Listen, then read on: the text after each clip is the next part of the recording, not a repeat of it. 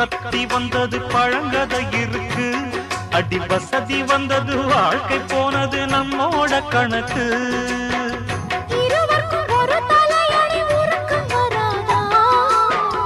இருக்கட்டும் இவனுக்கும் வந்த நினைப்பு வராதா? உடல் மறந்து சுகம் மறந்து உறவாடும் நேரம் வராதா? ரெக்க கட்டி பறக்கு தட்டி அண்ணாமல்ல சைக்கிள் ஆசைப்பட்டு ஏறிக்கிட்டேன் ஐயாவோட பைக்கில்.